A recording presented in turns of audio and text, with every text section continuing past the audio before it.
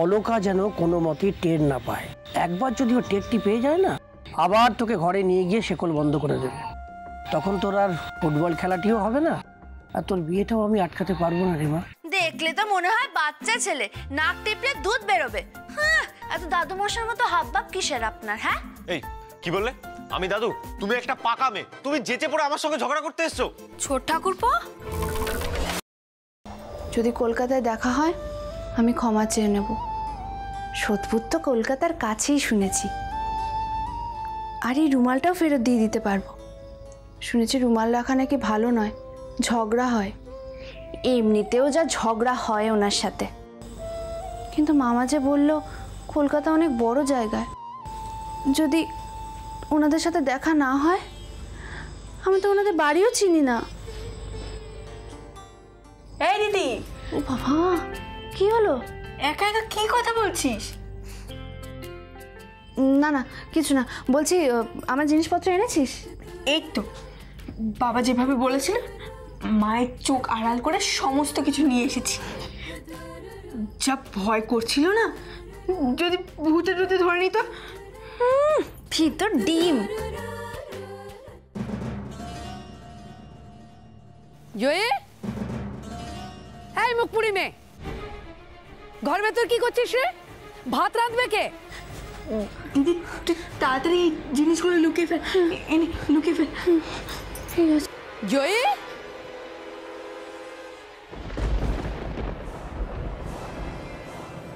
কিরে জয়ী,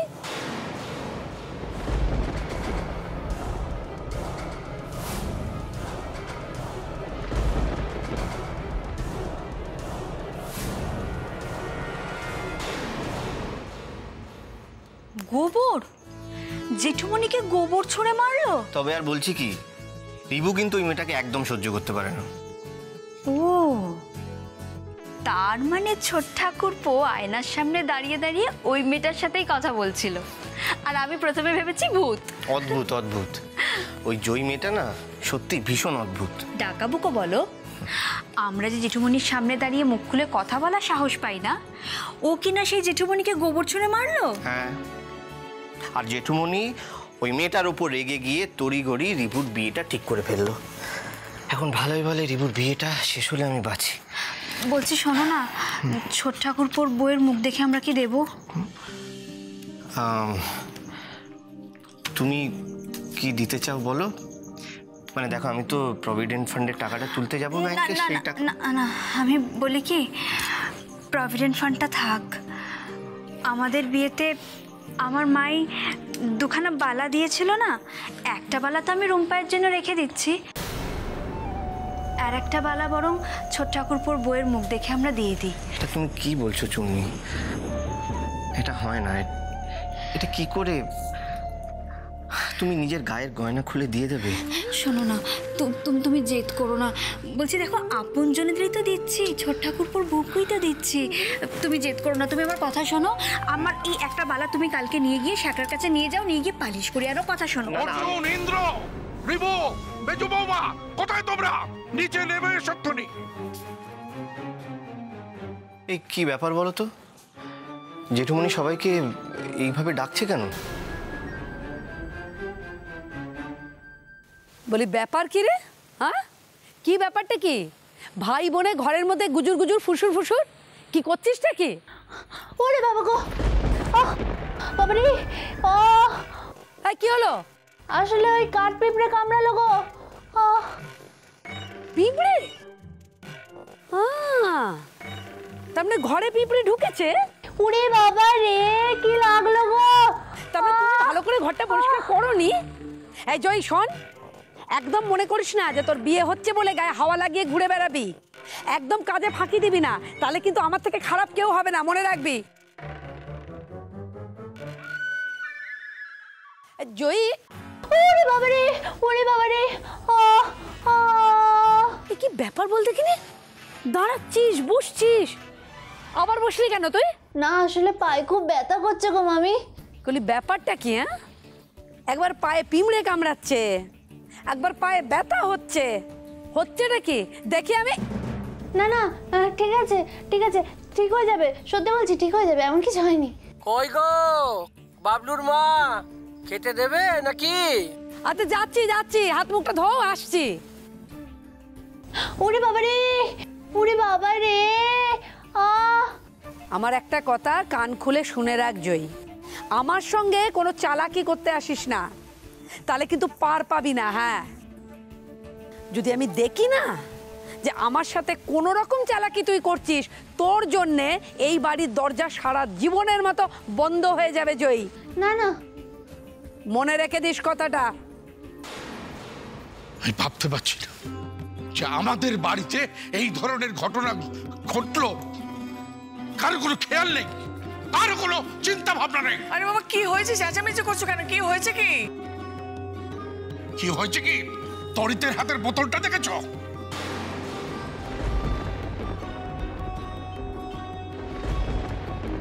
হ্যাঁ, বোতল দেখতে পাচ্ছি তো, একটা বোতল হাতে আছে। ওটা বোতল নয়, ওটা মদের বোতল।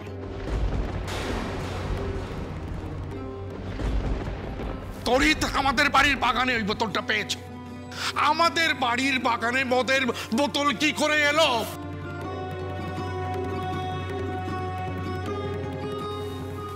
বর্দি ভাই, মেজদি ভাই যদি বলে দেয় বাবাকে। কালকে যা ওকে বলেছি, তারপরে তো এখন আর মুখ খুলবে বলে মনে হচ্ছে না। তুমি কি শিওর? চুপ করে থেকো না, চুপ করে থেকো না। বলো, মদের বোতলটা এলো কি করে বাড়িতে? আমাকে জানতেই হবে, আমাকে জানতেই হবে যে আমাদের বাড়ির বাগানে মদের বোতলে।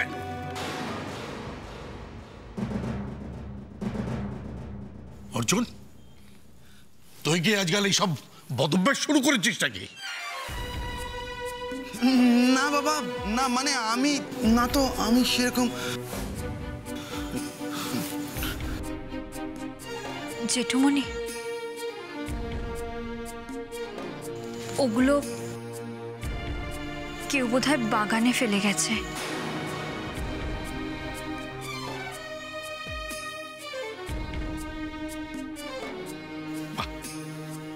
বাবা, আমাদের বাড়িতে একজন বাইরের লোক এসে মদ খেয়ে সেই বোতলটা বাগানে ফেলে গেল, এটাই তো তুমি বলতে চাইছো? তোমার বাড়িতে এতগুলো লোক ছেলে, কেউ কিছু দেখলে না? একটা দিন আমি বাড়িতে ছিলাম না, একটা দিন বাড়িতে ছিলাম না, আর বাড়িতে একটা ভূতের আড্ডা বসে গেল। সত্যি ভারী অদ্ভুত ব্যাপার তো। বাগানে বাইরের লোক ঢুকে গেল, তোমরা কেউ টের পেলে না? তরিদা, বাগানের দরজায় কি চাবি দেওয়া ছিল না? না গো ছোদ্দা, কাল রাতের বেলায় আমি ছিলাম না তো ঘরে। ওই বড়বাবুকে বলে আমি বনগা গেছিলাম পিসিকে দেখতে, শরীর খারাপ তো, সেই লেগেই তো। বাবা, কালকে রাতে তুমি বাগানের দরজায় তালা লাগাওনি? আমি যদি বলে দিই আমি তালা দিয়েছিলাম, তাহলে জেঠুমনির সব সন্দেহ বর্দা ভাইয়ের উপর গিয়ে পড়বে, অশান্তি আরো বাড়বে সংসারে। কি হলো? কি হলো চুন্নি? জেঠুমনির প্রশ্নের উত্তর দাও। তুমি কালকে বাগানের দরজায় তালা দাওনি?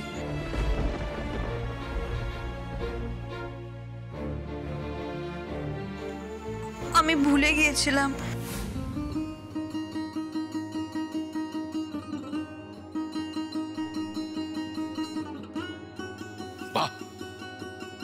বাবা, আমি এতবার ফোন করে বললাম যে বাড়ির সদর দরজায় যেন ভালো করে তালা লাগানো হয়, তুমিও সেটা ভুলে গেলে মেজো বৌমা। তাহলে আমি কার উপর ভরসা রাখবো? তাহলে তো এবার থেকে আমাকে নিজেকেই সবকিছু দেখতে হয়, সেটাই করব। শোনো না, বলছি যে এত রাগ করছো কেন? এরা সবাই ছেলে মানুষ, নানান কাজে ব্যস্ত থাকে, হয়তো ভুলে গেছে। চুপ! তোমার প্রশ্রয় এই বাড়িতে যে যার মতো করে চলছে, আমি এই বাড়িতে সেটা চলতে দেবো না। আরে কোথায় যাচ্ছো? শোনো বাবা, তুই যে কি বাঁচান বাঁচলি না। মার চোখে যদি একবার ধরা পড়তিস তাহলে আর দেখতে হতো না, কাল আর তোর শহরে খেলাও হতো না। না রে, আমাকে যে বড় ফুটবলার হতেই হবে। কালকের খেলাটা জমিয়ে খেলতে হবে। কি বলে, কালকের খেলাটাই হয়তো আমাকে কলকাতার ক্লাবের হয়ে খেলার সুযোগ করে দিতে পারে। কিন্তু তোর বিয়ের পর কি হবে? তখন তুই কি করে খেলবি?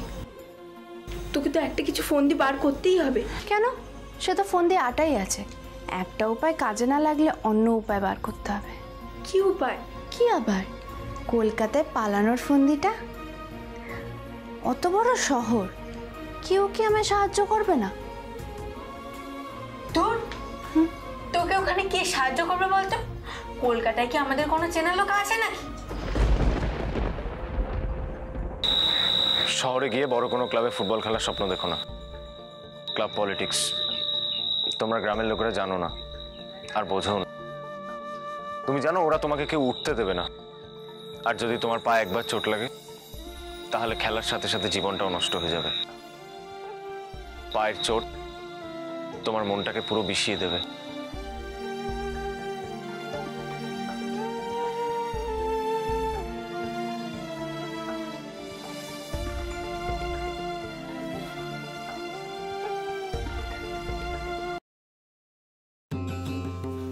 মেজো বৌমা, আজকাল এত ভুলো মন হয়েছে কেন মেজো বৌমা? ছি ছি ছি ছি, তোমাদের জন্য আজ দাদার কাছে। ছি, চলো।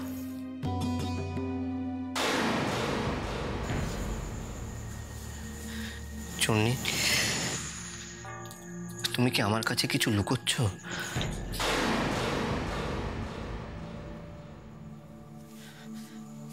না না, বলো আমাকে, কারণ আমি জানি যে এই সংসারের সমস্ত খুঁটিনাটি তোমার নজরে থাকে। এত বড় ভুল তুমি করতেই পারো না, আমি জানি সেটা। সত্যি করে বলো, তুমি কি কাউকে আড়াল করতে চাইছো? ঘরে চলো, সব বলছি।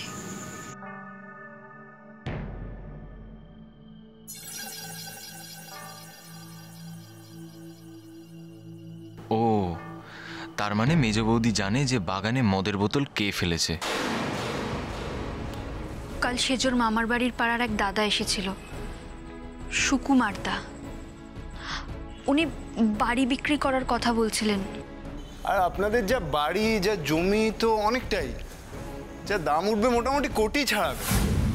তা আপনি এত কিছু জানলেন কেমন করে? আসলে আমি একজন ছোটোখাটো প্রমোটার আর কি। বাড়ির দাম, জমির ভ্যালুয়েশন মোটামুটি জানি। সে কি? আর তুমি বা আমাকে সকাল থেকে কথাগুলো বলনি কেন? আসলে তোমরা ফেরার পর থেকেই তো ছোট ঠাকুরপুর বিয়ের আলোচনা হচ্ছে। সেসবের মধ্যে আমার মাথা থেকে একদম বেরিয়ে গেছিল। ওই বোতলটা দেখে আবার মনে পড়লো। তো ওই বোতলটা এলো কোথার থেকে? কাল ওই ভদ্রলোক আর বড়দা ওদের ঘরে বসে মদ খাচ্ছিল। মেজ বৌদি,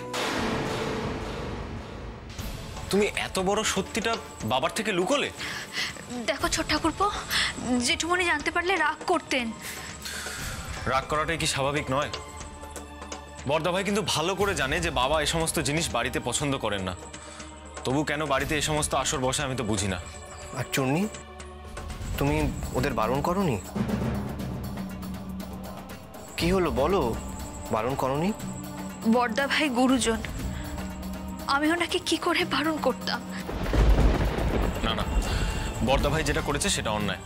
আমি এক্ষুনি যাচ্ছি ওর সাথে কথা বলতে। ছোট ঠাকুরপো, আমার কথা শোনো। বাড়িতে একটা শুভ কাজ, এখন আর অশান্তি ডেকে এনো না। জেঠুমনিকে কিছু জানানোর দরকার নেই। কি বলছো বলো তো মেজ বৌদি? ও এত বড় একটা অন্যায় করেছে আর আমি চুপ করে থাকবো? শোনো, মাঝে মাঝে সংসারের শান্তির জন্য চুপ করে থাকতে হয়। তোর মেজ বৌদি একদম ঠিক বলেছে। শোন না, তুই এই বিয়ের মধ্যে আর এই প্রসঙ্গটা তুলিস না, হ্যাঁ? কাল পরশু থেকে তো আত্মীয় স্বজনরা আসতে শুরু করবে, ঠিক আছে? কিন্তু চুপ করে থাকাটা উচিত নয়।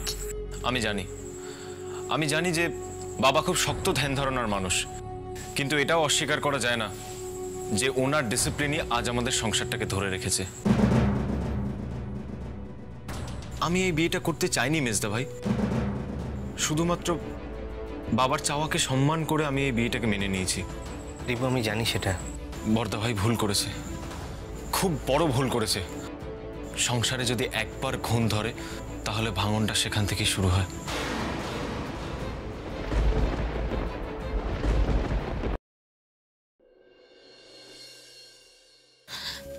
না না শোনা, আজ আমি বেরোতে পারবো না। আজকে কোনো মতেই দেখা করা যাবে না। কেন হবে না? কেন? বাড়ির হাওয়াটা একটু গরম আছে, তাই হবে না। সে কি? কেন? আর কেন, সেদিন বর্দা ভাই মদের বোতলটা বাড়ির বাগানে ফেলেছিল, আর সেটা আমাদের বাড়ির কাজের লোক সোজা গিয়ে বাবার হাতে দিয়ে দেয়, আর ব্যাস। কেস খেয়েছে। তোমার ওই বুদ্ধা শ্বশুর কি সব জানতে পেরে গেছে? মানে আমার ব্যাপারে সব জানতে পেরে গেছে? না না, কিছুই জানতে পারিনি। তবে মেজদি ভাই মুখ খুললে সবটা জেনে যেত। তখন না তোমার প্রমোটিং করাটা বেরিয়ে যেত। প্রমোটিং তো আমি করবই। ওই বাড়ির দিকে, ওই জমির দিকে যখন আমার একবার নজর গেছে, তখন ওই বাড়ি আমার চাই। আপাতত কয়েকটা দিন একটু চুপচাপ থাকো, কারণ আমার ছোট দেওয়া রিভু, তার বিয়েটা হুট করে ঠিক হয়ে গেছে। তাই বিয়ের মধ্যে তোমার সাথে আমার আর কথা হবে না। আর বিয়েটা পিঠে গেলে আমি বর্দি ভাই আর বর্দা ভাইকে একটু বেশি বেশি করে উস্কাবো। আবার উস্কাতে হবে কেন? যা উস্কাবার আমি তো ফুলটু উস্কে এসেছি। ঠিকই, ওরা যা লোভী তাতেই কাজ হয়ে যাবে। কাজ তো হতেই হবে, তা না হলে আমি এত কাঠখড় পোড়ালাম কেন? সত্যি এই বাড়ির পজিশনটা যা ভালো না। সেই জন্যই তো আমার নজর ওই বাড়ির দিকে পড়েছে গো। ঠিকঠাকভাবে ওই জমির উপর যদি প্রমোটিংটা করতে পারি, অন্তত 2 থেকে 2.5 কোটি টাকা লাভ আছে। আর তখন তখন আমার কি হবে? তখন আমি আর তুমি হানিমুনে যাব, ইউরোপ কিংবা আমেরিকা। সত্যি সত্যি।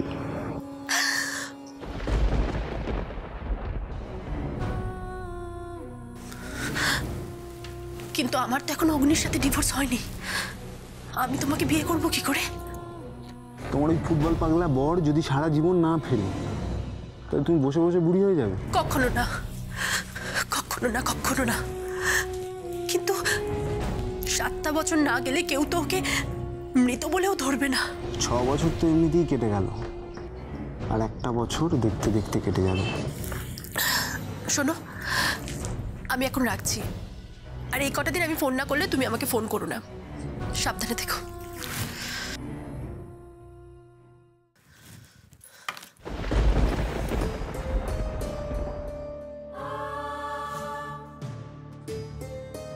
বিয়ে করব আমি, বেশ করব।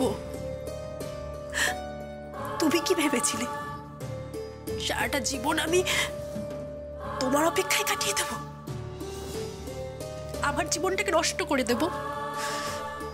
ভীতু কাপুরুষ লোক একটা। কি দিয়েছো তুমি আমাকে অগ্নি? বলো না, আমাকে তুমি কি দিতে পেরেছো? কয়েকটা মিথ্যে স্বপ্ন ছাড়া? ফুটবল খেলে বড় ফুটবলার হবে, দেশ বিদেশে ঘুরে বেড়াবে, বাড়ি হবে, গাড়ি হবে, সব বড় বড় কথা তোমার। কাপুরুষের মতো পালিয়ে গেছো তুমি।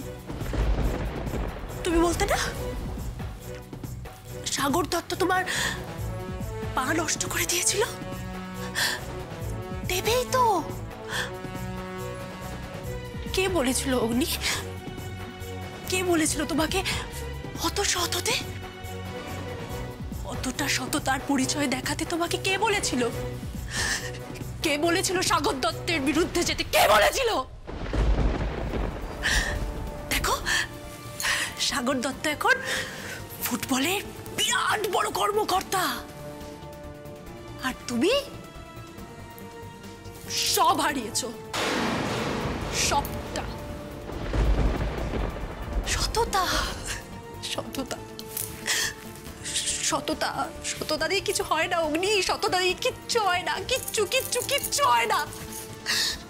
এই দুনিয়ায় জীবনটা চালানোর জন্য চাই টাকা, অনেক অনেক অনেক টাকা চাই, যেটা তুমি কোনোদিনও রোজগার করতে পারবে না, কোনোদিনও না। You are a loser. You are a loser, Ogni. You are a loser. Loser. Loser. Loser. Loser.